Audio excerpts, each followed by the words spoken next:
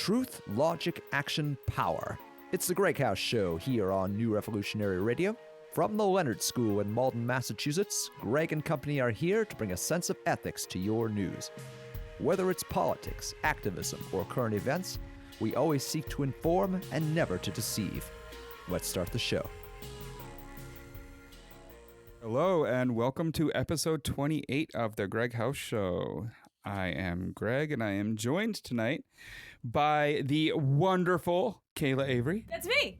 My co-host, as always. That's right. I'm here again. Our other co-host, Mac. The Mac Daddy. He's the Mac truck. He's back in Mac. He's Mac to the future. He's the Mac Cheesy as. He's your Mac friend from the back friend. He's the Mac.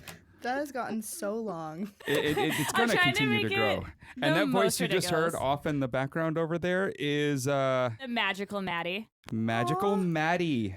Yes. He's gracing us with her presence from LA, like the Los Angeles that she is. We didn't even know she was showing up tonight, so it's wonderful. Just, out of nowhere, a guest. It's a real birthday gift. It really is. You're welcome. Oh, yeah. As we've learned, for everyone out there, you should send happy birthdays to Kayla, because this is the happiest of birthdays. It has a 0 in it. I'm sorry, how old are you? She's 29 forever. Okay. Yeah. From now on, she is 29. Your second 29? No, this is the first 29, right? How dare you think that there was a second 29th year? I mean, just like throwing shade. I already want her out. Get her out. Episode. Get her out. I love it. Okay, so... Who invited her? We're laughing right now, but, half of that is just because we're about to lead into some way too heavy subjects. Well, you have to keep laughing. If not, you're just going to... Like explode? Yeah, sob, just cry or just break down or I don't know. I mean, I wish I could say I really don't know what's going on with America, but I mean Trump. I mean, I have a good idea of where some of it's coming from. I do still feel like that is sort of more symptomatic rather than the cause, but oh, yes. Absolutely. I mean, just wow. So let's start with Vegas. And, of course, everyone knows pretty much everything about this at this point because we know what we don't know everything because, literally, no, I'm just saying the news that's out there, everyone knows because there's so little. It's not like, there's just books and books of knowledge here. The only real new stuff from today is learning that he had booked hotel rooms overlooking things like Lollapalooza in Chicago and other festivals. Yeah, just a week before, he'd been at or rented out an apartment overlooking another festival, the Life is Beautiful festival. And of course, the he here is Benjamin Paddock, right? No, Stephen Paddock, yeah. and then Benjamin his was father, Benjamin Paddock. Yeah. And his father was, a bank robber who was on the FBI most wanted list. I don't really think that there's a real connection with that. I just think it's a weird No, because I had that problem where my father was a bank robber who the FBI were looking for. And I didn't go this route. But you've got a couple more decades. So. But also, if anyone grew up in Massachusetts and you know anyone in Charlestown, chances are you're related to a bank robber. Well, sure. Preach. For sure. But I mean, I just because it's one of those things where it's I feel like the media is just trying to grasp onto anything that they can use to make sense of this because it's a nonsensical thing. It's a senseless act. There's never a reason to kill somebody unless it's pure self-defense. But this is just not that. It's open fire. So this is definitely them doing the same thing they always do when there's a mass shooting or shooting of some kind that gets into the news that there isn't an obvious explanation for. It's the same, a couple. He didn't leave a note. Right. 20 years ago. Well, it's not one they've read to us yet. Yeah, they did come out and say there was a note, but they specified that it wasn't a suicide note. Yeah, I mean, and the whole it wasn't a note that said, I did this because of X, Y, and Z. They haven't said anything yet. They just said They just specified today that it was not a suicide note. Yeah, but they also have pretty clearly implied that they don't know why this happened. Like the authorities are still like, yeah, we're trying to figure this one out. Yeah, And they're still asking his girlfriend, Mary Lou Danley, who, I really think she kind of, in a kind of coming at it sideways way, proved her innocence simply by coming back. There was literally no legal recourse for them to force her to come back. She just said, I'm coming back to help because I didn't know. And she flew right back. And there was nothing illegal about the transfer of funds to her. So she could have stayed in the Philippines, kept her money, and just said, nah, I'm out. I'm done. Yeah. She came back to help. And I think that, definitely points to her probably not being guilty here. I honestly... I wouldn't have come back if I was. I just kind of look at this when everyone's I get the whole everyone wants to have a reason because you want to make sense of something that doesn't make sense. It's hard to make sense of a psychopath. It really is. Well, here's the thing. In America... Sociopathy is a really hard thing to study. But I don't think this is a psychopath. I think this is a person that probably just got wanted to kill.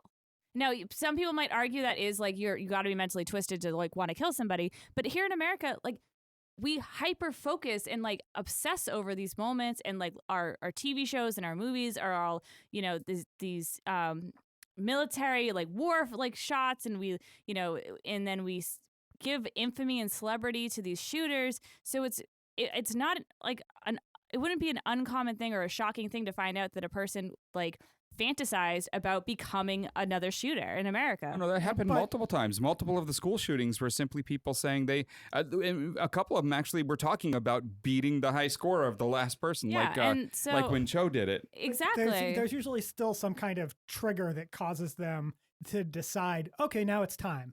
Sure. And I assume that that's kind of... I hope whatever that was for this one comes out, because it would be nice to know for closure, I'm sure, for a lot of the people. But also, just because there's so much misinformation and speculation, that would be nice to have something that just, gives a solid, not only is all of that bullshit, but no, we know what the actual answer was. Here it is. Well, see, and then here, I kind of have I'm starting to have a new thought path on it too. I almost won't be upset if there's never an answer, because guess what? Even if we have the answer, that's not changing anything. No. So the only way to actually try to have a conversation for change is being oh shit, there is not an answer for mass murder in America anymore, because anyone can do it now. You can be rich, you could be wealthy, you could have everything going for you, and then open fire, because guess what? You can buy all of it to do it. Yeah, well, in Nevada, you can. Absolutely easily. Where mass shootings are becoming a script that people can just use to do whatever they want. The access to guns that people have now, it's just if you want to do something, mass shootings are a way for you to get whatever you want done. And where there's so many other countries where that's not a script that you can follow. And here in America it is. And so that's why there's so many that we've seen. Well, it's harder to get the pieces in other countries. The Swiss have supposedly, every 50% of the population, every other person owns a gun. And one of the interesting narratives there is, but they're not allowed to own or house ammunition at their homes. The ammunition is only at the places where you go to fire, like shooting ranges and whatnot. So some of the right were characterizing, as part of the whole, gun lobby. Yeah, but look at other countries like that one. Every other person owns a gun and there's no shootings. Also, and then you have to say, yeah, but they also don't have any ammo. So Switzerland is also an interesting case for a number of other reasons, like the fact that, the reason that half of the population owns guns is that you are legally required to be part of the military there. It is mandatory service. It is not people just recreationally. I read once that they can also take your gun away if you. Oh, yeah, those guns are issued. Yeah, the government. Yeah, you earn them, and if you fuck up, you can take them away. Absolutely. So it's a much different story than it is here. They used to actually distribute one magazine of ammo with each of them, but even when they did that, there was paperwork where you had to account if any of those bullets were ever missing. See, I think the ammunition is the only not attacking, but trying to better regulate and control ammunition is the only real way that we can see a difference. Because I think you also at least just start with the basics. Get the universal background check in place. Get the mental and health checks in place.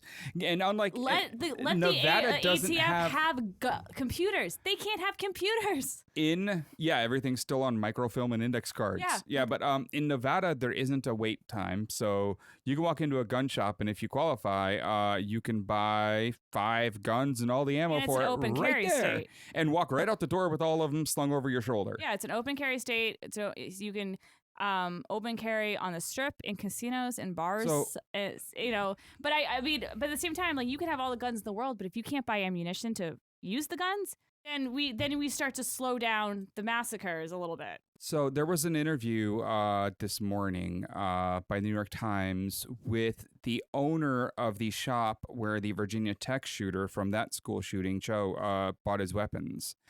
And they were interviewing him, asking him about what happened not only legally with his shop, but just in general with his shop after it came out in the news that his shop is where the guns that were purchased were and what guns were purchased at his shop. And his response was, horrifying. The exact guns that Cho bought, everyone came and bought them as fast as possible, and he had to reorder. And his sales increased by nearly 10x for the next couple months on every single thing related to that shooting. And that's become the standard now with all the anytime there's a massacre like this, gun stocks skyrocket, gun sales skyrocket. Since Sandy Hook, AR-15s have been like the hottest, fastest selling gun. So the reasoning for that is people currently, say this is the reason anyways, and I think there's enough information out there to kind of corroborate it, that people believe that the weapons used in these types of shootings at some point will finally be regulated. And let's say it's the AR-15. Let's say that's used in another 3 mass shootings. Finally, the AR-15 will no longer be for sale. So when they hear about a weapon being used in one of these, they want to go get one right now before the regulations hit. Because people like Alex Jones and whatnot will say, they're coming to take away your AR-15s now after this. So everyone wants to go buy one. So with the Vegas shooting, the real travesty here is the existence of bump stocks. He did not have any fully automatic weapons allowing him to shoot 800 bullets a minute. But he modified them with bump stocks, which are fully legal. And those allowed him to shoot at that rapid fire. And so in that same interview I was listening to this morning, they called around to a bunch of shops trying to buy a bump stock and could not find any in stock now because all selling out. Everyone is selling out of them. Well, the 2 main manufacturers have both issued statements on their Facebook and company websites saying that they can no longer process new orders because they can't process them fast enough. So, they're putting a hold on new orders because they're already sold out. And they're still processing like what has already come in. So, and they'll like put an update of when they can accept new orders. That's just great. That's great to hear. And so that's the other thing too. Like, so it's like, okay, great. Even if this bump stock ban is gets regulated, right? Say anything slightly happens. Well, guess what? They're already out there. And now they're that just everyone's going to get more and more expensive, like the fully automatics. But it doesn't even matter the expensiveness to it. It's like the fact that they exist in civilians' hands. So it's like, so banning or regulating the guns won't do anything. And even though like like that whole like paranoia myth of like the government's coming after our guns when we know that's never going to be a thing, like right, the NRA lines. So you're saying that instead of regulating the guns, the one thing that has to continue to be replaced is the ammunition. So regulate the ammunition. Or curtail it. Put some limits on it a little bit. I say a little bit because I don't want people to like go up into flames. Because he shot thousands and thousands and thousands of rounds. What civilian needs that? Exactly. And if you need to, and I understand that some people who for their jobs, like I've talked to people who are licensed to carry for their jobs, and I'm not even necessarily talking about police. I'm talking about people who aren't in police. Law enforcement and who have a weapon for their job, and they go to target practice and they can say that they can like shoot off 100 rounds. Great. You have a reason to target practice.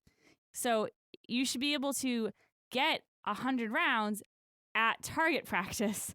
You don't need to stockpile hundreds and hundreds of rounds through and just buy them online. I mean, you get the added benefit if you do it that way and you make it really hard for them to actually buy ammo. There's so many directions out there for making your own and refilling casings and whatnot. Reloading casings. Yeah, The added benefit that the people who are too dumb to actually do that right will just hurt themselves instead of other people. Yeah, so trying to make the ammunition. Yeah, so it's we always constantly go after the type of gun, and now we're going after the bump stocks, and that should never have been illegal in the first place. And the ATF really dropped the ball because the two companies that manufactured and patented this idea, when they first made it, they're like, we don't think this is a legal product, and asked the ATF to review it, and they just responded back in 2010 saying we don't regulate this type of accessory. So who does? Who does Nobody. regulate it?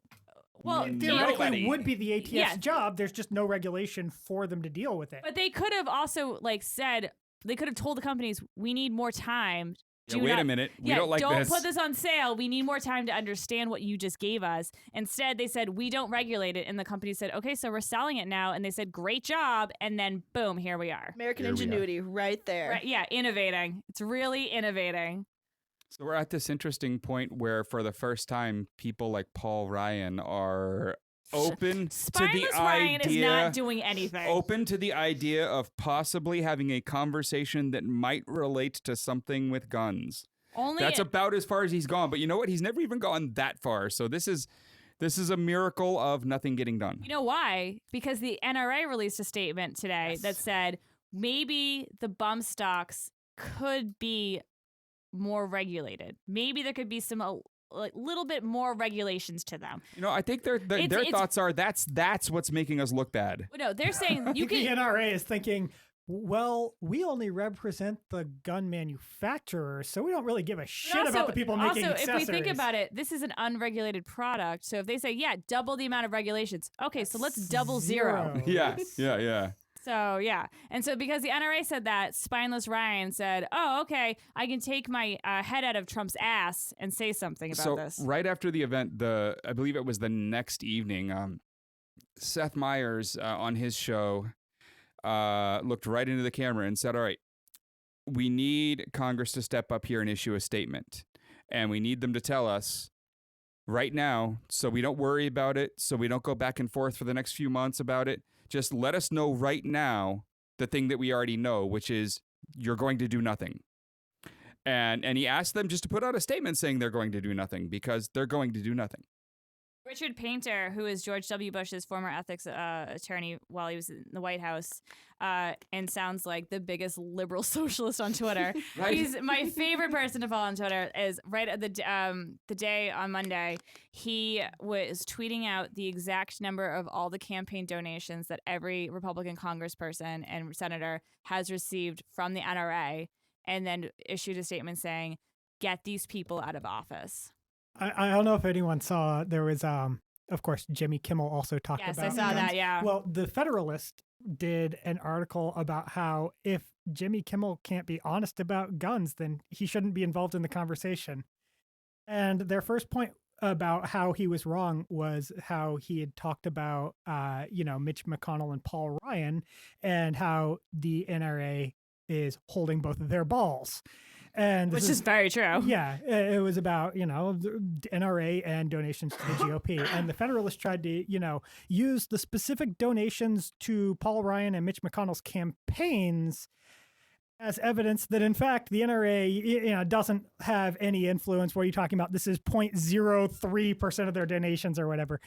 And then you look and, they cited data from Open Secrets. And you go to Open Secrets page on the gun lobby, and they're like, yeah, the NRA directly donated this many millions this year, and 50 million in outside spending in 2016, and 27 million in 2014. And you look at it and you're like, that's over $100 million just in the last 7 years.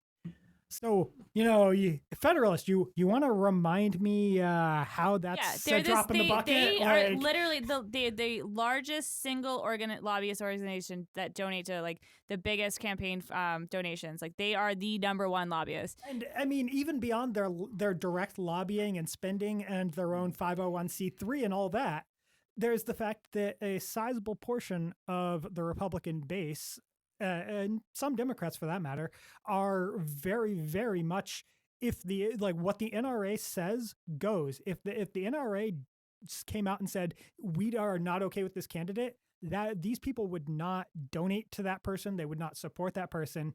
Like this would be a sizable political factor in its own right, according to polls. Oh yeah, they are too powerful. Yes. And also too, and it was brought up, and it kind of the conversation kind of got a little overcast with the bump stock bill that Nancy Pelosi proposed. But this week was slated to rehear debates on legalizing gun silencers, which that bill debate got postponed because of another shooting. It was when Steve Scalise was shot in the hip, and he was on life support or ICU. And they actually had a scheduled time for that hearing, that bill debate, and it was supposed to be at like 10:30 that morning, and then it got delayed. This bill was just slated to come up this week. They didn't have an actual scheduled time, but it's like, great. Twice you've tried to legalize gun silencers. Twice it's been stalled by guns. Like violence the week you're trying to talk about it. Guns killing people at random. Maybe you should scrap this bill. Just because you have struck out twice, let's not push your luck the third time. That being said, when it comes to talking about silencers, the Democrats don't seem to be much better. We had 2 of them this week suggest that the shooting would have been worse if he had had a silencer, which is just all kinds of dumb. That is not how silencers work. That would not have had any impact whatsoever. Not the type of guns that he used. No, it wouldn't have mattered. The position he was shooting from, the distance. Honestly, from most positions, silencers don't make guns that much quieter. They make them from ear damaging level to painfully loud. It is not going to, like, people are not going to. In movies, that's not real. They are. Like a silencer on a little handgun definitely will make it so, a room away you might not hear it, but a silencer on a relatively large rifle, it just makes it where it doesn't do such damage to your ears that you can't hear tomorrow. It is still as loud as a jackhammer. It still sucks. I just don't think they should exist. Just drop it. Just drop the discussion. Twice you tried to make this. I agree that the bill is a bad idea. Yeah. It's just that we had Democrats inject themselves into the discussion on guns with utter stupidity about silencers. I can understand. Ways. When Scalise got shot, because they kept saying oh, we heard the guns. Yeah, how about you take that and then erase your goddamn bill? You know what I mean? Or how about you don't, you called it a gun silencer for years. I don't know, maybe change the fucking name first. Let's just drop it. How about we move on? Because right now where we are is we don't know why he did it. I don't know that we do figure that out. But I don't even know if that's the real question. And nobody's going to regulate anything. Exactly. Nobody currently in office is. Yeah, and the real question is, it doesn't matter why he did it. He did it because he could. As the bottom line is, he did it because he could. Nothing got in his way. Nothing prevented him. It happened. So now fucking what? That is the question. And the sad part is that question will never be answered because of the NRA. Okay, well, that's where we are. I don't think anyone's going to regulate anything. I don't think they're actually going to change the laws. I think the NRA is too powerful. And so until we know more, let's just move on to the next ball of fun, which is Or fire. Rex Tillerson calling good old Donald Trump a fucking moron. I mean, I call people that too, but I don't call my boss a fucking moron. So Your boss isn't Trump, so Yeah. I'm pretty sure. I mean, I'm not, claiming to understand whether your boss is indeed a fucking moron or not, but it's really hard to be as big of a fucking moron as Trump is. So, benefit of the doubt. I feel like if you work for Trump and you don't think he's a fucking moron, you're probably a fucking moron. I disagree with the use of the word probably. You're literally a fucking moron if you don't think he is. If you've actually dealt with him and haven't come to the conclusion, this guy ain't too bright, well, you're not very far away. I did love the MSNBC reporter who issued a statement after Rex stumbled through a non-denial to then he denied that he had ever considered resigning. He did not deny calling him a moron. No, and then it was on Twitter later, and when he like finally was like, I never said those pesky things or whatever like silly thing that they told him to say. Yeah. And the reporter from MSNBC was like, my source didn't say he called him a moron. My source said he called him a fucking moron. Yep. Like Very specific. Like that was my favorite part of like that whole story. It was just like, because it's like at the same time, it's like anyone like you don't have to like Rex Tillerson to be He's a horrible human being. but you could definitely look at like his position, how he's being treated, and be like, what are you doing, man? Why are you still there? I think he's still there because of the amount that he gave up to be there. You know, leaving the job he was in at the age he was in, you know, changes his stock vesting, changes how much money he has available at retirement. You know, like he cost himself hundreds of millions of dollars by taking this job, basically. Yeah, and while I don't give a fuck that he cost himself double that back. Yeah, exactly. Right, That's right. why Well, he did it. I but- don't give a fuck that he cost himself that amount of money. I gotta assume in his head he's like, this job cost me that much money. I'm gonna stay here. How do I make this work? That does make sense. Yeah. He's just a sad creature now. Like, I mean, I just like. Well, he always was kind of a sad creature, but not in the like, oh, I feel bad for him. More of a, what a despicable example of a human being. I don't know. Every time I see him like on the camera or anytime, I'm like shaking my head like a sad mom being like, you had so much potential. Where did he go wrong? What did I do? Where did I Literally go wrong? everywhere. Where did I go wrong Everywhere. as a mom? So, I mean, there's not really much there. You know, Pence said he never had to talk him down from a ledge about quitting, and he says he didn't call, you know, the president a moron. But Can you imagine the, that conversation the story though was with sourced by many sources. Some pieces of the story that they are refuting here were sourced by 12 distinct sources. Like And this then was there are not other sources. this that was have- not just hearsay by one person. Right. And then, like, even beyond that, even if you're like, okay, well, you know, maybe the sources for this particular one aren't the most reliable. I don't know who they are. Well, then there's all of the other sources in the administration telling reporters that that Tillerson and Trump have been in like shouting matches and pissed off at each other and hate each other's guts. So like, even if you didn't necessarily give that much credibility to this specific reports, there's enough to this saying there's tension there and these two don't always get along that it kind of goes, well, you know, maybe even if they didn't have the most credibility, they might still be right on this one. I just like imagine like the conversation that like Pence had with him, and he like sits him down. He probably crosses his leg, like you know, being all proper, and he's like, "Look, Father, I talked with Mother, and we decided that you need to stay. It's for the best of our children." And then like he probably like just stared at him awkwardly, and then Rex probably got like really uncomfortable and was like, "Why are you calling me Father?"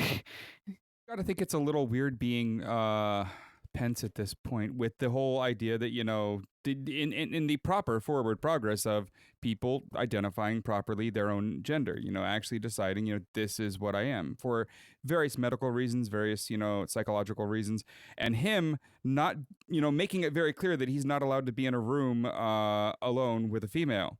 Unless his wife is there. So if that person especially is trans or you know, any of the kind of derivations of someone who does not identify exactly as male, does he have to walk into every room and walk around to everyone and say, "Are you male? Are you male?" And then if anyone says they're not, leave?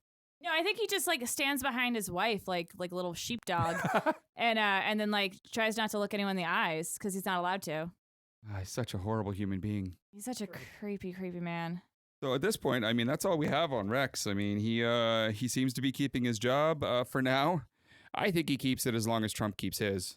I think odds are fairly good that he leaves before Trump, but you know, who really knows at this point? I'm excited to see what breaks him and like causes him to resign.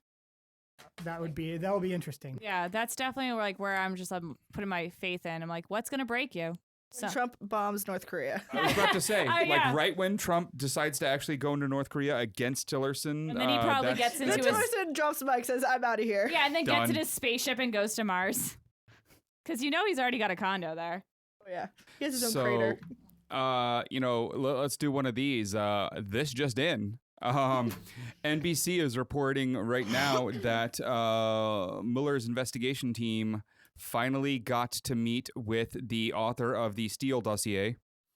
And something they have been trying to do for a while now, because they were able to work backwards from this and prove as much as they could up to a specific point in time. But so far, they haven't found anything wrong in what they've actually been able to investigate. There was like one or two minor details. But they hit some brick walls, and they've been trying to get Steele to come in and talk. And it looks like they're saying that they actually did get to meet with him today. So they got the PP tape? I wonder PP if those PP tape. brick walls had anything to do with the number of Russians that mysteriously turned up dead who were suspected to have been sources for the Steele dossier. Do we think that P tape is on a VHS tape, or is he on like a DVD, you think, or like a It's flash? gotta be DVD. Like, Russia isn't that backwards. I know, but it'd be just so funny. Oh, I mean, like if it absolutely. was a VHS tape, just for fun, because I could see that being the case. Well, I mean, at that point, it might as well be like Betamax. Try to play this, Mueller. Try to. So it'll be interesting to see what happens there, what they learned from that. But we know, like if we know 5% of what really happened through all of this wonderful collaboration between the Russians and Trump, what Mueller knows is, that other like 95%, I can't wait to see what they come at him with. Because I'll bet you, when you see the charges, you see the list of anyone going down, that'll be half of what they actually know to be true, because it'll only be what they know they can prove. Yes. Not all the other stuff they know is true. And I hope some of that comes out too. I wonder if Daniel Steele's writing a romance novel based on this. I see. Yeah, you were There you going go. with the actual romance author. Yeah. I was momentarily confused by getting that would be pretty. I would actually probably read that. I think I would. I wouldn't, but I would laugh about its existence. Yeah. So that'll be an interesting one. I mean, we don't really know much about that at this point, but let's move on here to good old Cam Newton. Ugh. Cam Newton thinks it's and now for people who don't know who Cam Newton is, we should start with Cam Newton is a quarterback in the NFL, and he plays for the Carolina Panthers. And he dresses amazingly. Some people might say a little awkward, but I think it's amazing. Sometimes he shows up like a Wonka character. He's got swag. He's a He little does, swag. he does have Absolutely. swag. He's a gorgeous man. I won't deny that. Yeah, I mean, I won't either. I mean, he dresses amazingly. Like, I think, he's very fun to look at. but today he does some stupid shit, like a he fucking says stupid some shit stupid boy. shit.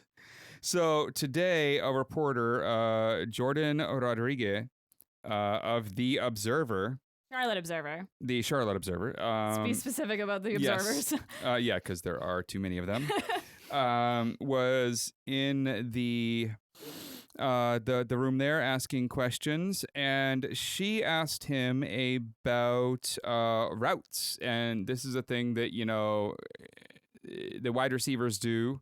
It's where they're running. It's how the quarterback throws the ball before the receiver's there, and they practice. seem to meet up. They're called routes. There's all kinds of them. There's ones with names, and he, after she asked her question, says She asked a very specific question about their wide receiver. a very intelligent question. Yeah, and it was a very informed question. Yeah, it was about the wide receiver Funches, who had a great game.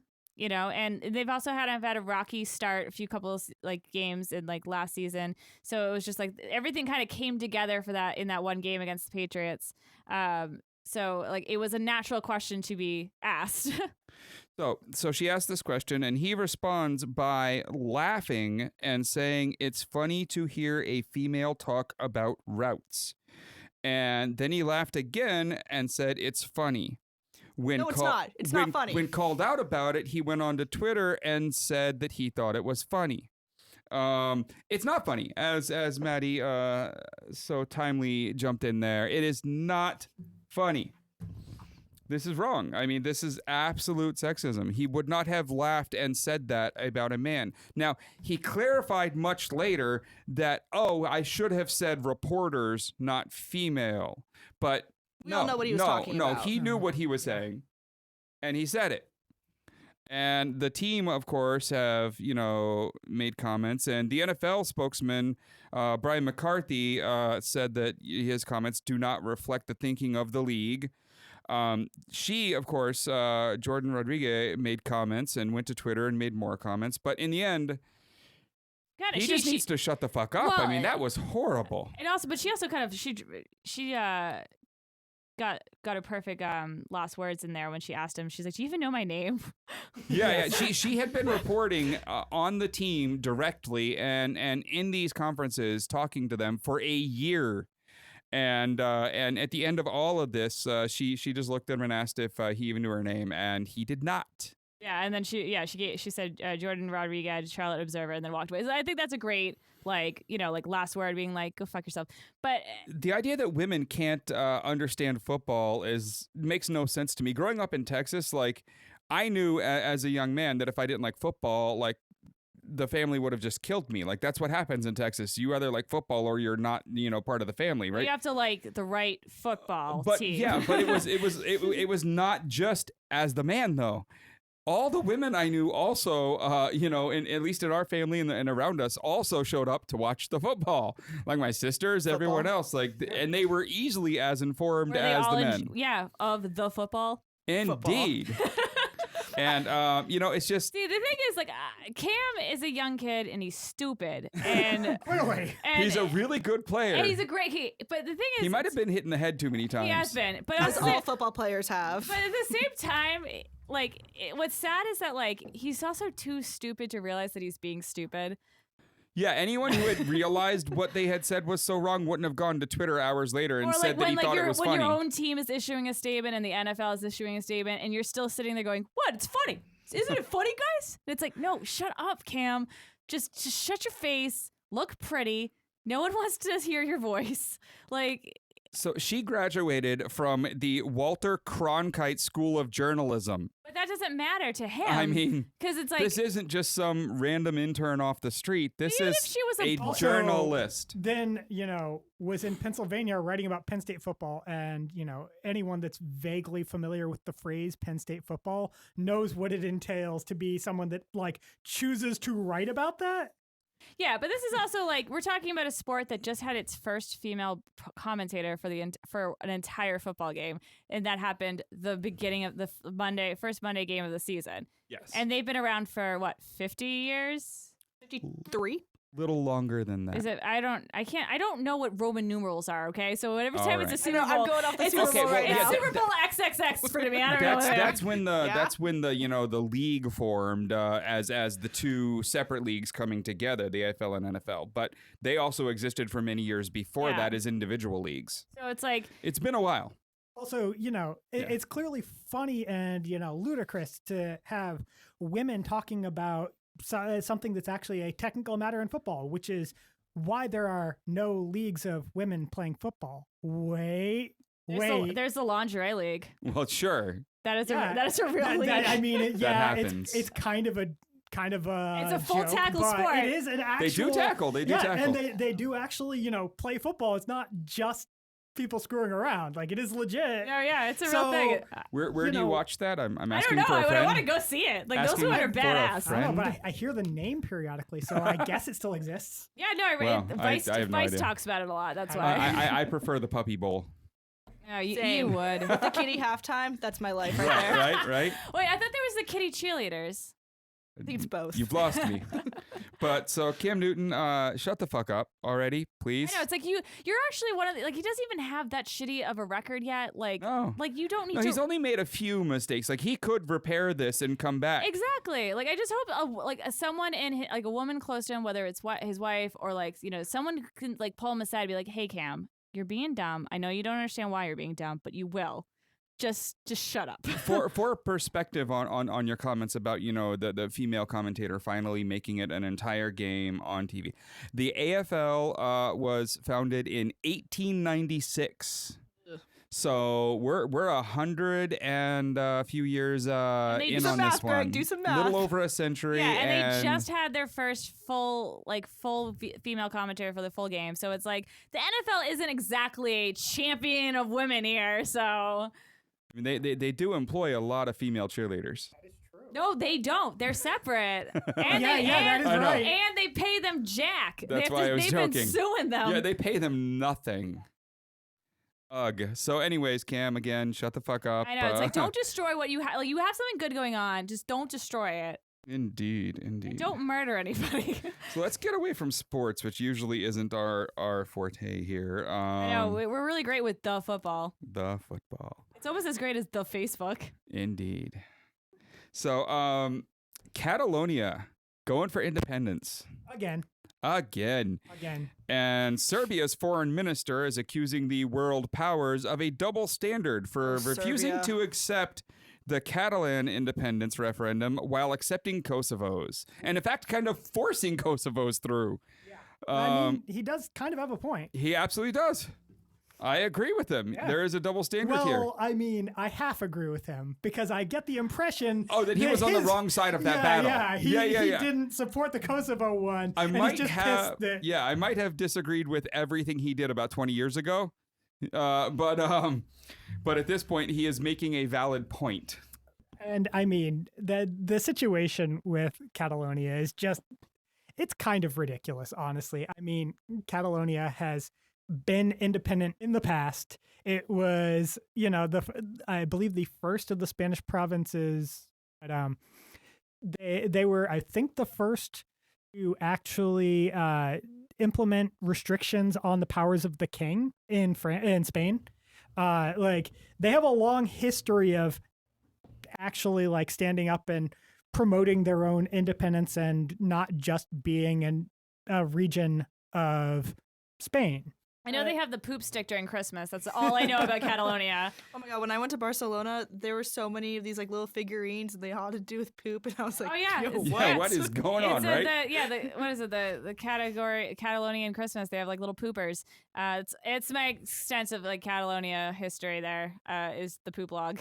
I think it's also just interesting to see how much Spain relies on Catalonia. I mean, the amount of money that they get from Barcelona.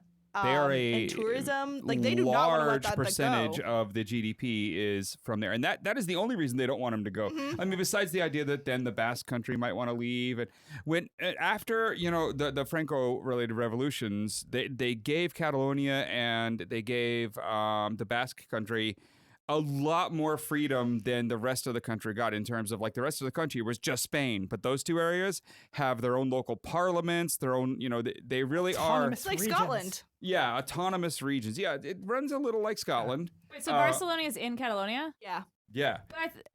That's weird. Not weird. It was weird for me because I thought like that's the only thing I know about Spain is Barcelona and Madrid. Yes. You know Madrid. Sort of. I know when people Ronaldo. You know Ronaldo, honey. Okay, everyone knows Ronaldo. He's Indeed. Wonderful. He picks out all my outfits. Indeed. So, well, I mean, with all the cycling sports I watch, like I see a lot of Spain, and it's interesting because it's all in the areas that would be leaving. So all that tourism dollars too, like the Basque Country and everything else. What would be left?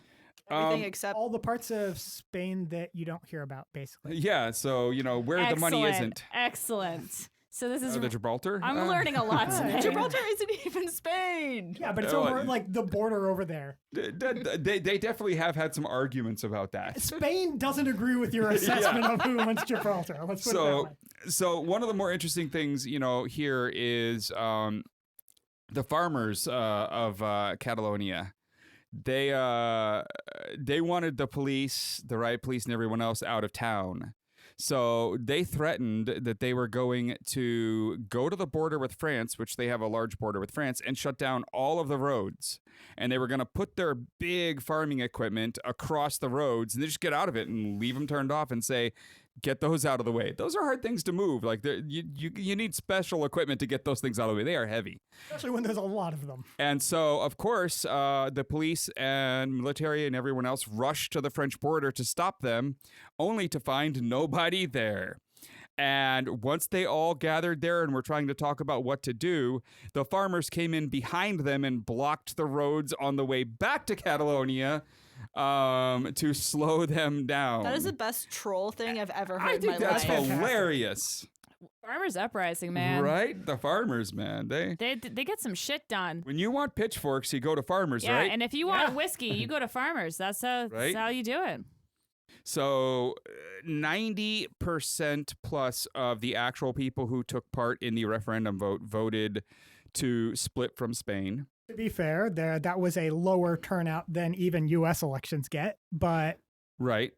And there Well, is a group I there saw like that don't reports want to that like split. police were like ripping people out of voting booths. So I think that has a little to do with like Yeah, the low turnout. Also, I think, there was a lot there of was- threat of violence if you went, so it did definitely and affect they like the people turnout. were like literally dragged out Yeah. of like voting booths. Is like this. I was just getting like updates and like I'm reading this and I'm like, I feel like this is a really big deal.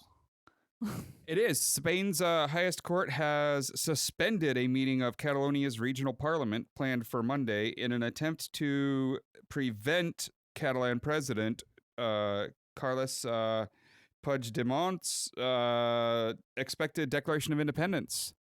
And so this is their answer. We're just not going to let them have a meeting in that building, and that'll stop them. I don't think that stops them. It doesn't seem likely to, especially because Catalonia has been talking about this, well, basically since they lost independence in the Spanish Civil War. Yes, they have wanted out for a while. So what would this mean like in terms of like for Catalonia? Like if they got independence, would they? They would be out of the EU and out of the common market. They'd have to renegotiate all of that, but they would be able to have their own currency. They would be able to negotiate their own treaties. They wouldn't be tied to the euro. And all of their money wouldn't leave. So one of their big arguments is that, they make up a bigger percentage of the GDP of that entire country than, like they're a relatively small region when you consider the size of Spain. Like this would be like I don't really consider Spain a very big country. right, but already. this would be like Massachusetts making up 80% of the GDP of the United States, and then Massachusetts wants to leave because why are we paying for all of this when we're just this little area and we could all be so much better off? And that's kind of like the scale of what we're dealing with here. So Spain has had a lot of like structural economic problems for the last couple decades, basically. Yeah, the Catalan people have given up on the central government and their ability to utilize all this money. Well, yeah, and a lot of that is due to the fact that Spain is, of course, part of the EU and therefore is on the euro, and the economic policy of the EU is dominated by Germany, who doesn't want to allow a weaker currency, which would help nations like Spain and Portugal and Greece, because that would be bad for Germany. So they can't issue their own currency, they're tied to this currency that is bad for their economy at the moment because of the economic policies being done. It would be advantageous to them to be able to issue their own currency. And they have their own parliamentary government too. Like you said, there's kind of like Scotland. Do they have their own like Catalonian laws and courts? They have their own courts, but they operate on the central government's, legal system and constitution and all that stuff. They just have a certain subset of their own rules as well. But it's a very small subset of their own rules. You can think of it a bit akin to like the United States, where you have the states federal have some government of their own laws, which kind has of thing. laws. Okay, yeah. And but I think they have very valid arguments that if all of the money is being generated by two relatively small regions, and they aren't seeing anywhere near close to the amount of effort in terms of infrastructure, maintenance, upkeep in their area as is seen in other areas of the country, I would want my money back too. I would say we have enough money to build all our own infrastructure and maintain ourselves. Why are we giving it to people who are using it to build Madrid and other areas? Especially if you're part of a region that's only part of the country because of a dictator that overthrew your own democratically elected government, forcibly incorporated you, and then held on for decades until his dictatorship I feel like that's toppled. a little bit more of an argument than I think they would have a valid argument for, hey, we're getting screwed here. Why shouldn't we be allowed to leave? Like, this is a really awful deal for us. But the fact that they were never in of their own free choice in the first place just makes it an entirely different Their scale. biggest problem at this point is the fact that they do not have any kind of independent, just Catalan military forces. They do not have anywhere near enough weaponry to actually defend themselves against the state putting national troops on the streets. And have they heard of America? They can just order them. Well, the Guardia Civil, their basic National Guard security force, will be put in the streets again and just guard every street corner if they actually try to go independent. They aren't letting them go without civil war, and Catalonia does not have any kind of a force to have that battle. And it doesn't have the foreign allies to force Spain to accept it. No, everyone's kind of just standing back and watching this happen and not doing anything about it. There seems to be a long history of that in Spain. Yeah. Military sounds about right. dictatorship for like 50 everyone's years. kind of sure, said, whatever. the Iberian Peninsula, you're over there. Yeah. We'll just pretend everything's normal. France just says, don't cross our border and we're cool. We don't care what you do down there. As long as I get my tapas, it's fine. It's fine. Pretty much. So this will be another interesting one to keep watching. I honestly hope they end up with their independence. I just see it wrong as them doing all the work, doing all the money. And, one of the other interesting things about it is people say, well, if there's such a rich area, well, why are we supporting, all these rich people who want to be more rich? But in reality, they're not actually, because the area is so held up by the tourism industry. Most of the people who live in the area are the workers who work the hotels, who work all the various tourism industries. So they are low-wage workers who are sick and tired of seeing all of the money leave. And want some of that for themselves and want to maybe, up their wages and all these other things. And, it's not a bunch of rich people in a rich area who are getting supported. It's an area that could be richer, that's people could be doing better and have a higher, level of life and in general, just, more money for their own infrastructure if they left. So sounds good to me. Just also sounds like it's not going to happen. We will see. Let's hope the farmers keep coming up with fun ideas. I mean, Christmas is around the corner, so we can all just support Catalonia by buying the poop sticks. Everyone to Barcelona. It's party time. And shout outs to Joe and Vlad who are over there with their cameras filming all of this. Good job, guys. I think that's the episode title, guys. Everyone to party Barcelona. It's party time. It's party time. I'm on board. Let's go. Let's ditch this popsicle stand. All right. So let's talk about our best friend in the whole Ukrainian world, Paul Manafort. Yeah, let's go from one dictatorship to the other. Right. So there are a couple of new revelations. With how much we've learned and how much is still to come, it still does surprise me that, new revelations are coming up because the list of things we know he did wrong is into the hundreds by now. How can there be more? Well, also, if you look at him, he looks evil. Yeah, he does. He really does. Cartoony. Yeah, he's cartoony evil. That means he's evil and he's guilty. No, yes, on the one hand, you do sort of have to wonder how can there continue to be more revelations about this. But on the other hand, you keep seeing some of the same names over and over. And I guess that kind of is the answer to that question. Boy, those guys were up to a lot of shit. Deripaska. Yes, Deripaska. Was it Veselnitskaya back? Veselnitskaya, Deripaska, Kilimnik. There's just all these same people all over the place. But so there's two new revelations. The Atlantic got access to some emails through under the condition of anonymity, and this includes emails from April 11th, 2016, 2 weeks after the Trump campaign hired him. An email exchange between Manafort and his old lieutenant, Konstantin Kilimnik, who had worked for him in Kiev. When he was working for the president of Ukraine. And along the president who was a puppet of Putin, working to coordinate things with Russia, and also working for Oleg Deripaska, who we have mentioned several times before on the show. Tens of millions of dollars in contracts with Manafort. A big deal with Manafort about buying a bunch of telecommunications media in the Baltic. All kinds of stuff. They are thick as proverbial thieves and possibly literal. So these emails that leaked to the Atlantic are all talking about money owed to Manafort, basically. In the end, it's really Manafort trying to collect on some debts. Well, it seems. At least that's what Manafort's spokesman says. Yes, but then when you really look at it, it's a little different than that. Especially being that he's trying to get money out of a Putin puppet after being hired by Trump. That should not really... That seems especially a little out of sync there. He signed on to the Trump campaign without taking a salary. He didn't need one. He was getting millions of dollars from Vladimir Putin. Right. But the point is that, Manafort's defense is, well, he was just trying to get the money he was owed.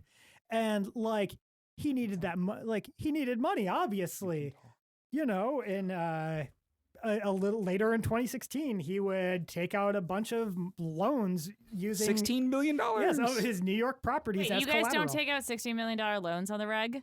Oh. No, Shockingly, no. But You guys gotta get on the Ukraine action. I mean, me up. his entire defense of, well, he needed the money, so of course he was going to go after, try and get his money from these people. But he didn't actually need the money because he was willing to work for Trump for free. But then he did need the money because he had to take out $16 million in loans. I mean, yeah, and then we've got emails like that's because Putin obviously wasn't paying his bills like he was supposed to. Well, like, I mean, here we are in debt, right? I mean, we have these emails say he's in debt. Yes, But also, like the emails too, they're going back and forth, being like, I assume you've shown your friends my media coverage, and like from Manafort, and then like I've done all these things for you. yeah, How much and, money like, are you going to give me for it? Specifically saying like media coverage. Have you seen this? And it's like, guys, what more do we need from the Trump campaign to be like, they were being some shady motherfuckers?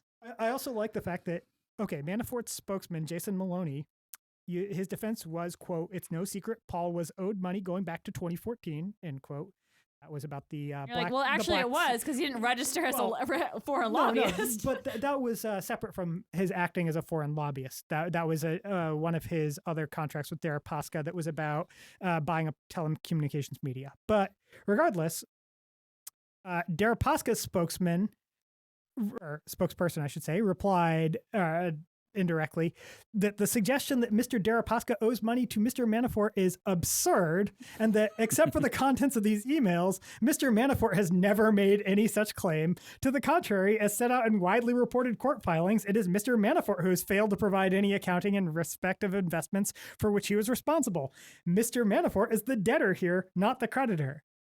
So, Indeed. So you just incriminated him. Yeah, the people that he was like, oh yeah, no, he was just trying to collect the money he was owed. And they're like, whoa, he's the guy that owed us money. What are you talking about? You're like, he had a lot of things he owed to, like a duty to us too. I mean, we're not going to go into details, but but he now owes us favors. Yeah.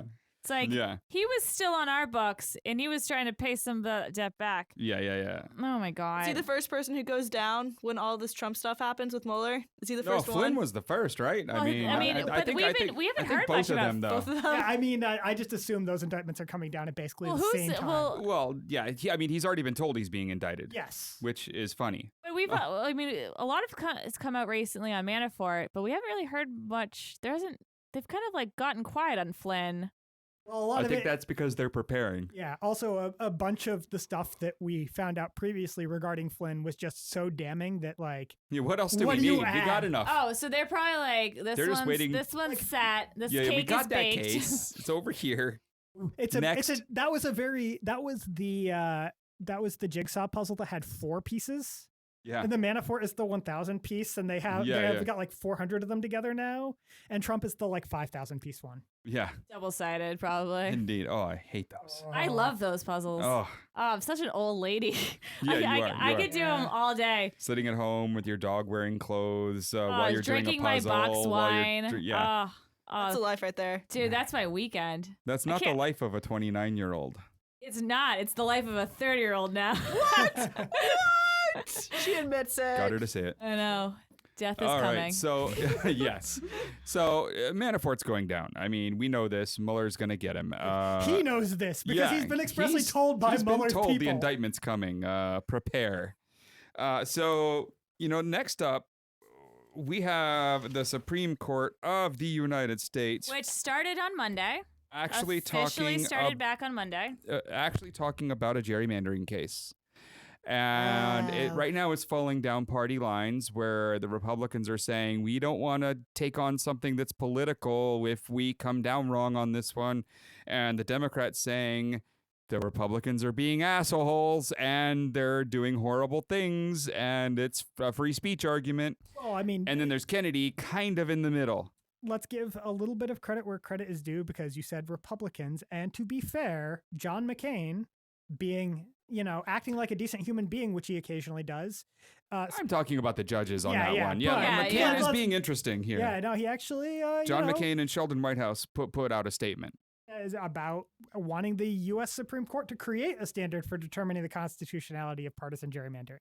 Right, which they've already done when it applies to race, but not when it applies to one political party specifically, gerrymandering in a way to actually up their ability to get votes. And they did it with regards to race, but then, meanwhile, there was the whole thing with them negating large portions of the Voting Rights Act because it wasn't needed anymore right before, a bunch of states passed clearly race-based restrictions to try to prevent certain minorities from voting. Indeed. So this one will be interesting because, in Wisconsin, the Democrats, who are fighting this one, I think are right. I mean, the Republicans very specifically gerrymandered this stuff in a way where they are kind of solidifying their strength to win more elections in the future. Gerrymandered the shit out of it. In fact, at this point... they've with the Wisconsin case in particular they brought to the Supreme Court, they even show that even with 100% turnout, right? Even if everyone registered in that state who's registered to vote voted along their party, their registered party lines, the Republicans would have a overwhelming majority. Yeah, I think even it felt like Democratic areas. I think it had actually be statewide. The Democrats had to receive something like 80% of the vote in order to be assured a majority of the state legislature. So 80%. Yeah, even the in fact they've won 50-something% and still gotten less than half. Yeah, but even the areas that are heavily Democratic, they it's they even it's pretty. There's a pretty stark contrast for what they did in Wisconsin, and it would be. I feel like if they didn't rule against partisan gerrymandering, it would just be a clear I don't want to say corruption, but it would be a very strong message that Gorsuch delivered with this. Jeffrey Rosen, the president of the National Constitution Center, has said, and I quote, "It's the most important case involving the structure of American politics in a generation." And I don't think he's wrong. I mean, one of the interesting things here is Republicans are on record saying that it's great that all of the Democrats have really concentrated themselves in small areas in the city centers because it leaves the Republicans all of the rural districts. And that makes it so much easier for them to gerrymander this. It was also, this is especially important, that it made to SCOTUS in the first place, but also the nature of this case is also very important, specifically because in the case of Wisconsin, prior to the last redistricting, they had an election and the Democrats got a majority They got a more appropriate amount of seats. It was incredibly noticeable because their vote share didn't change much between the two elections, but due to redistricting, the number of seats they won changed dramatically. I think they lost 20 or something seats. Yeah, the Republicans ended up with 61 to 39, and previously had been 54-49. Yeah, or something. Gerrymandering is bad. I don't remember what the but it was a very big difference, and but there wasn't a big difference in voter total was almost identical. Yeah. The other thing too with what's coming up in the SCOTUS that's going to be really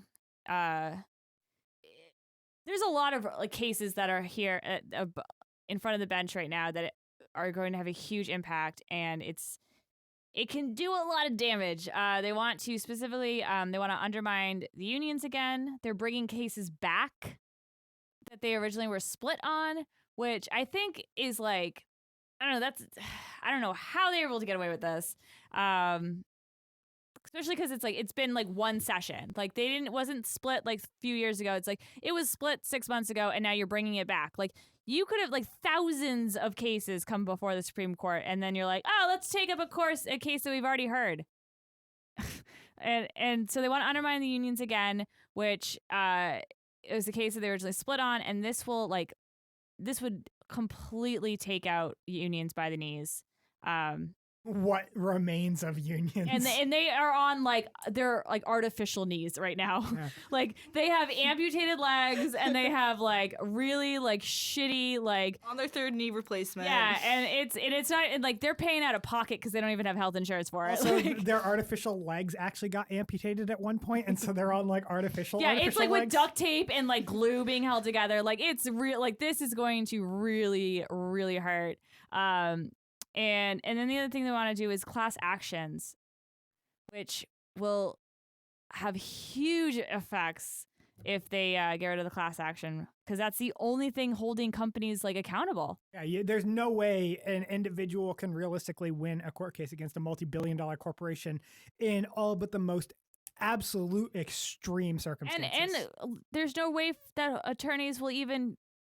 Who would even take that case? It won't become like viable for anybody because it's like, okay, great. Like you've been getting robbed of like $100 in your paycheck every week. Well, guess what?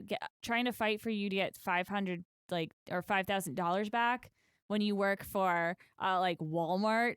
That's not a fight that is going to be worth anymore because it's like you need 50 people or to 100 people. Because guess what? If they're doing it to one, they're doing it to all. Yeah. And, the odds of winning when you can't devote enough resources are so slim that they're looking at this. Not only is this a tiny sum of money, but I'm not winning this anyway. Yeah, you're going to be spending triple that in like just legal fees and, like legal costs and stuff like that to try to fight it. Because like Walmart's got every resource. They all of those lawyers are already paid as far as Walmart is concerned. It is a matter of making use of them to bury people in paperwork. I don't know. This is a really scary time for the Supreme Court. And, if anyone is just learning about like politics, these are some of the first things that you start like reading up on. And this isn't one of those where we say go take part or call your Supreme Court justice. Like that's not a thing. You just get to sit back and watch as they make these decisions. Like these are going to affect everybody. But pay attention. Yeah, because these are important. Like these will affect all of us, especially the gerrymandering. The gerrymandering case is going to affect all of us. That could completely demolish democracy as we know it. Yes, and gerrymandering, of course, refers to what, an 80s cartoon about a salamander or something? It was the guy who created it. I know. And they mocked him. They were mocking him when he first came up with this because they were like, this is stupid. Because one of the districts that he did looked like a salamander, and his name was Jerry. Yeah.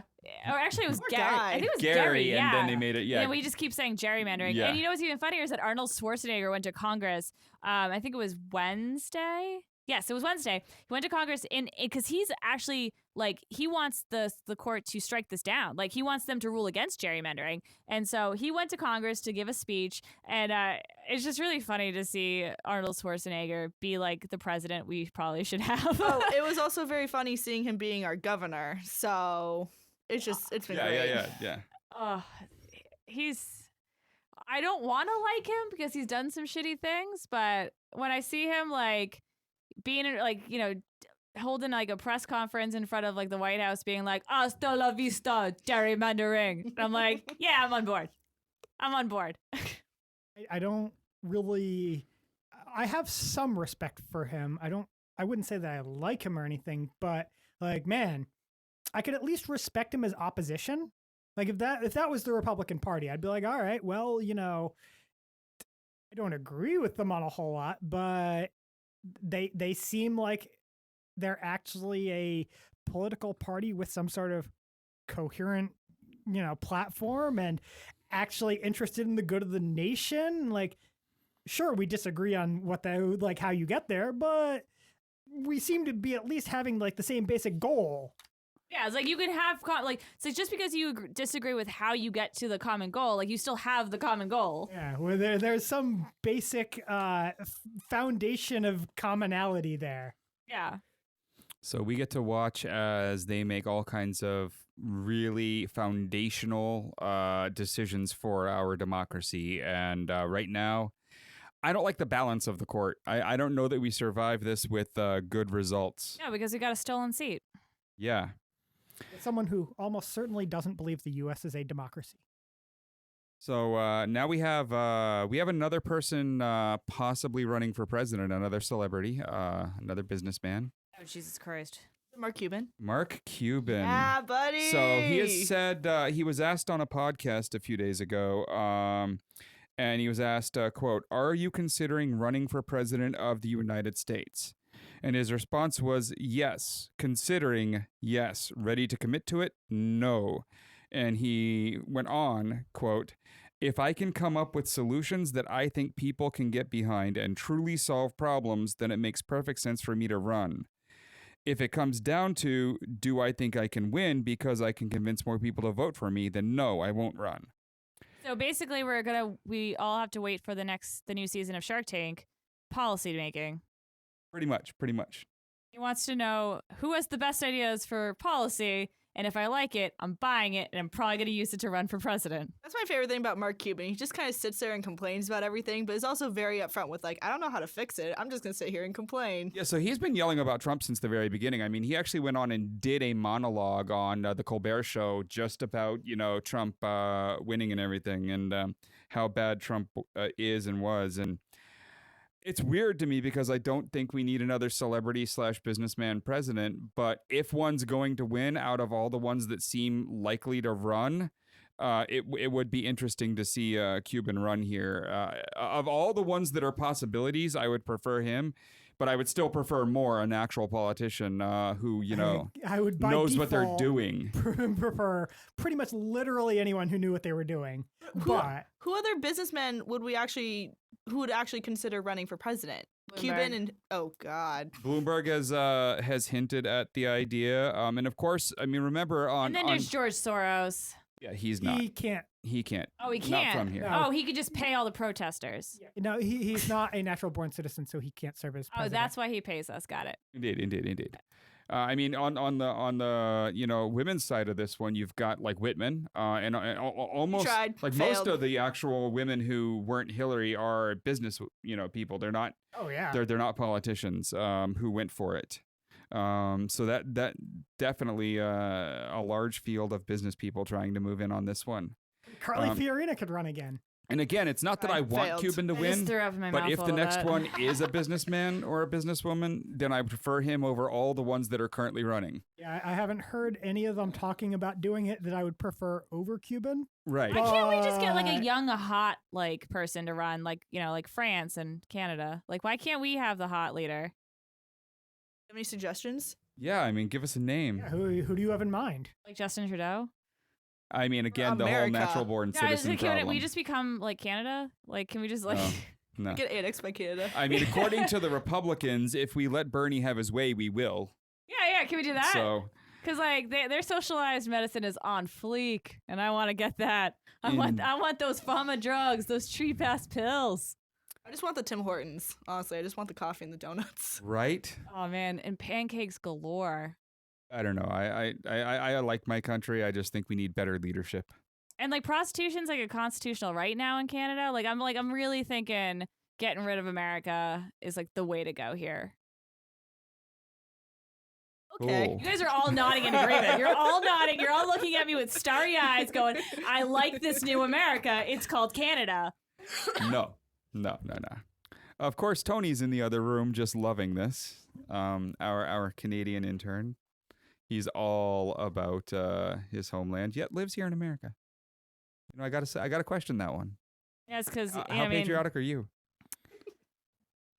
I think he's a spy. I think he's trying to infiltrate America that makes sense. to That get makes like sense. us to like become Canada. I mean, at this point, we are going to learn more before next week on the Vegas stuff. We're gonna, That's gonna take a long time, I think. Like Cam Newton will probably issue an apology because his PR people will force him 24 to. hours, so who knows?